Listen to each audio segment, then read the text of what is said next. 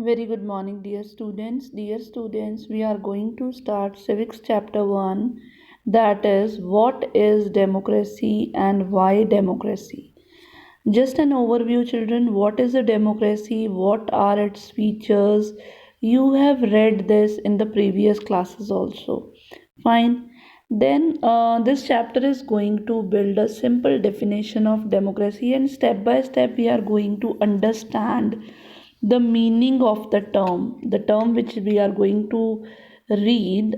For that term, we are going to explain step by step that term, and the main aim here is to understand clearly the minimum features of a democratic form of government. When we will be going through this chapter, you will be able to distinguish between a democratic and a non-democratic country. And at the end, we are just going to talk about the objectives, and we will introduce the broader idea of democracy. It is now democracy is the major form of government which is found in the world, mostly in the world fine today.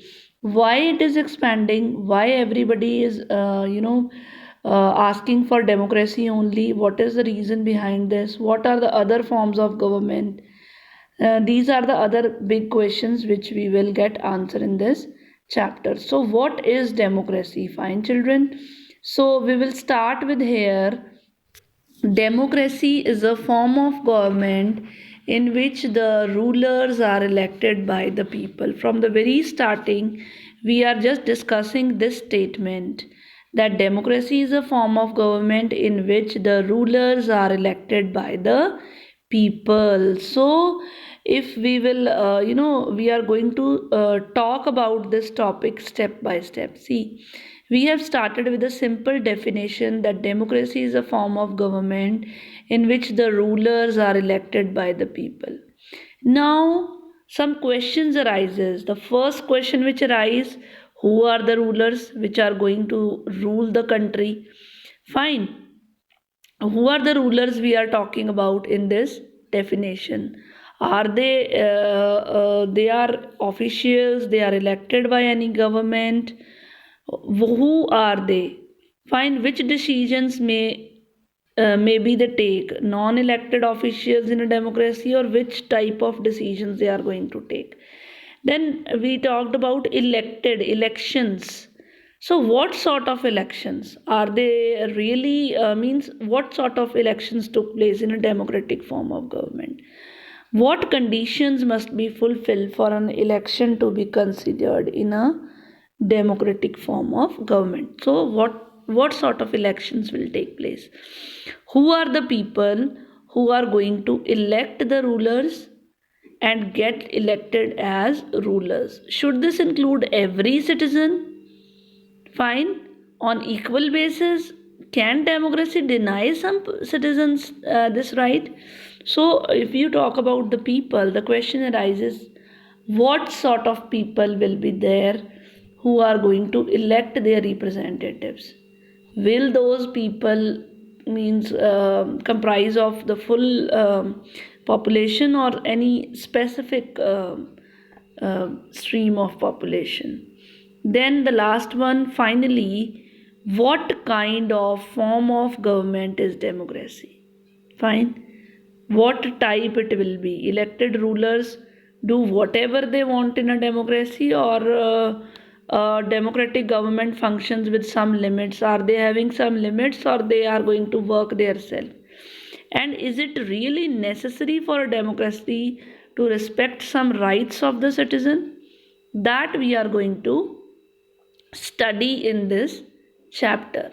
So, first of all, we will talk about major decisions by elected leaders. Fine. So, the rulers, major decisions by elected leaders. Fine. So, from this question, we are going to get the answer for rulers. Who's going to rule? Now, just take an example of Pakistan. Fine, where General Pervez Musharraf, he led a military coup in October 1999. He was a general of Pakistan, fine, Pakistan Army, and in 1999, what he did? he took over the whole country. He became the president. Fine. He overthrew a democracy elected government and declared himself the chief executive of the country. First of all, he declared himself the chief executive and later changed his designation to president, and in 2002 held a referendum. What is that referendum? In the country that granted him 5 years extension. Fine. Referendum is when you are asking the citizens to vote for them. Means here he voted, some he misused, with the help of malpractices, with the help of fraud. He just said that I have taken the permission from people and they have given me 5 year extension, that yes, I can uh, rule the country for 5 years, but it was not true actually. So Pakistani media, the human rights organization, democracy activists, they all said that this referendum, which he is talking about, is all based on malpractices. He has done, with the wrong way, he has got the power. In August 2002, he issued a legal framework order. Fine. Now he issued an order, legal framework order, and amended the constitution of Pakistan. Amendment means some changes brought in the constitution of Pakistan. What was that legal framework order? According to this order, the president can dismiss the national and provincial assemblies. So he is showing to people that he is working according to the constitution, but it's not. Fine. And Pakistan call themselves a democratic government. Fine. So he said that I am working according to the constitution, and he you know dismissed the national and provincial assemblies. He amended the constitution. In constitution he did this, that president can do that, and he did that. The work of the civilian cabinet is supervised by a national security council which is dominated by military officers. Now he made a national security council in which he took all the military officers, and they were supervising the work of civilian cabinet. All the all the members, all the leaders. Fine. This minister, that minister, so their work was supervised by the national security council. After passing this law, elections were held to the national and provincial assemblies. So the elections were held at national level also, provincial means state level also. Fine. So Pakistan has had elections. Elective representatives have some powers, but the final power rested with military officers and General Pervez himself. So elections are taking place, but the final power is in the hand of either the military officers or General Pervez Musharraf.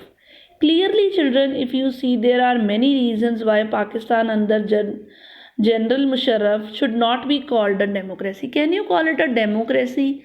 People's participation, people are electing their representative.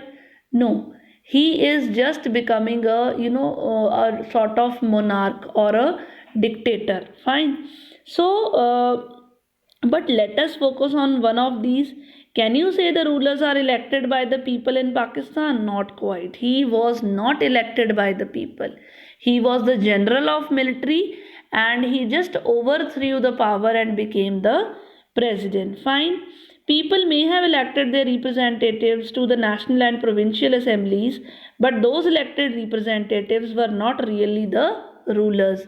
He conducted the elections. People elected their representatives in the provincial and national level, but they were working under Pervez Musharraf only. Who is the leader? The representatives were not the leaders, the rulers. They cannot take the final decision. They cannot take the decision. The final power was in the hand of general, either the army officials or in the hand of General Pervez Musharraf. And both the army officials and this general were not elected by the people. in many dictatorships and monarchies. So you can't call this a democracy. It should be called a dictatorship or a monarchy. Fine. They formally have an elected parliament and government, but the real power is with those who are not elected. So here they were having this parliament, elected parliament, government is there, but the final decision is in the final power is in the hand of the one who is not elected by the people. So children, in even if you talk about USSR, the communist Poland, fine, that of US in contemporary Iraq, here real power is with some external power and not with locally elected representative. This cannot be called people's rule. So here in Pakistan example also, you cannot call this a people rule. It's not a people rule. It's not a democracy. So the first feature of democracy is, in a democracy, the final decision making power must read with those elected by the people. It should be in the hand of those which are elected by the people. So this was all about today's topic. Thank you and have a nice day.